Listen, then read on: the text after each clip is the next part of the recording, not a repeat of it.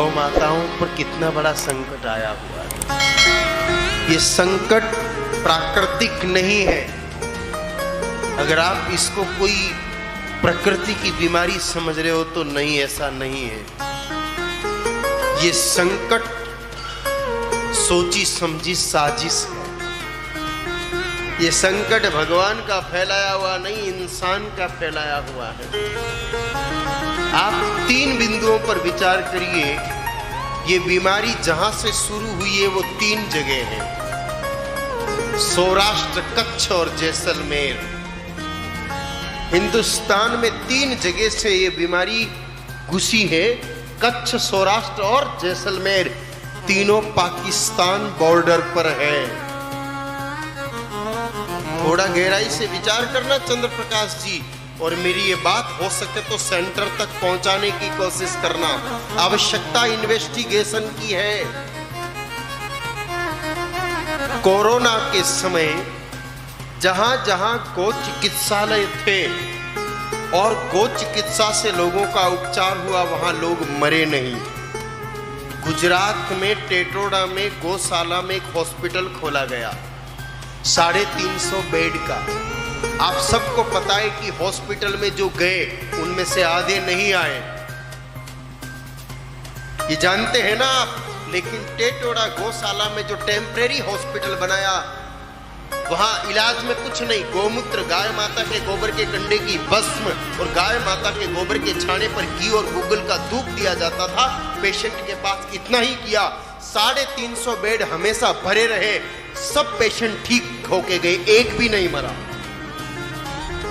ये सूचनाएं उन लोगों तक भी पहुंची जिन्होंने कोरोना फैलाया था। उनको लगा कि गाय ऐसी शक्ति है जो जैविक हथियार को रोकती है, और आने वाले समय में जैविक हथियारों से हमले होंगे और होंगे। कोरोना एक सैंपल था, तैयारियां और भी चल रही है। उनको जब लगा कि गौ की सेवा से, गौमूत्र से, गोबर के धुएं से और गोबर की राख से लोग स्वस्थ होते हैं, तो आने वाले समय में लोग इसका उपयोग करेंगे तो हमारी साजिश ठीक नहीं होगी। इसलिए उन्होंने गाय माता के खिलाफ वायरस बनाया।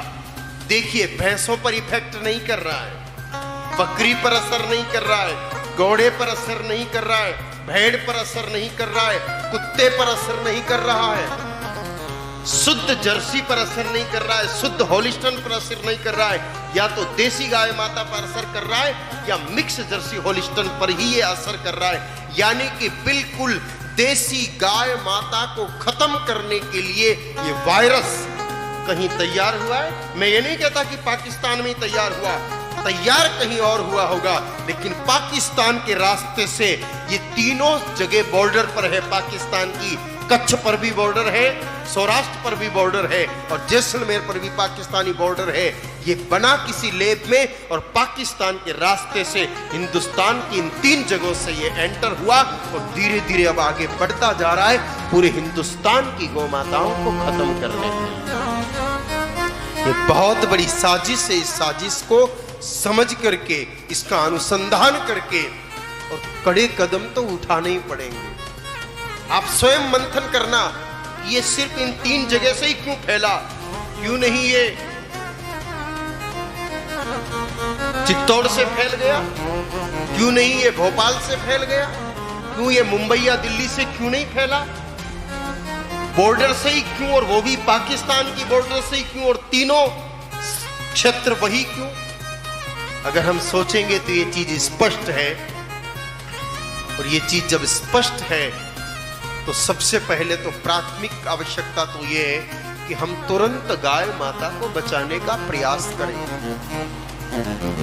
जो गाय माता अभी तक स्वस्थ है उनको वैक्सीन लगवाएं। जो गाय माता बीमार है, लंपी नाम से ही एक होम्योपैथिक मेडिसिन आ रही है जो रोटी पर लगा करके 3 तरह की दवाई आती है, तीनों को मिक्स करो और जैसे रोटी पर घी चुपड़ते हो वैसे उस दवाई को लगा के गौ माता को खिलाना शुरू करो।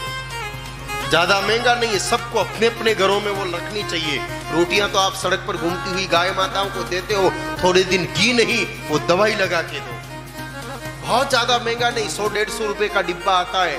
अपने अपने घर में इस समय सब वो डिब्बे रखिए और तीनों दवाइयों को मिला करके एक डिब्बे में 3 शीशी आती है, तीनों को मिक्स करो और मिक्स करके रोटी पर चुपड़ करके जितनी गाय माताओं को खिला सको खिलाओ। ये इस समय की सबसे बड़ी सेवा है।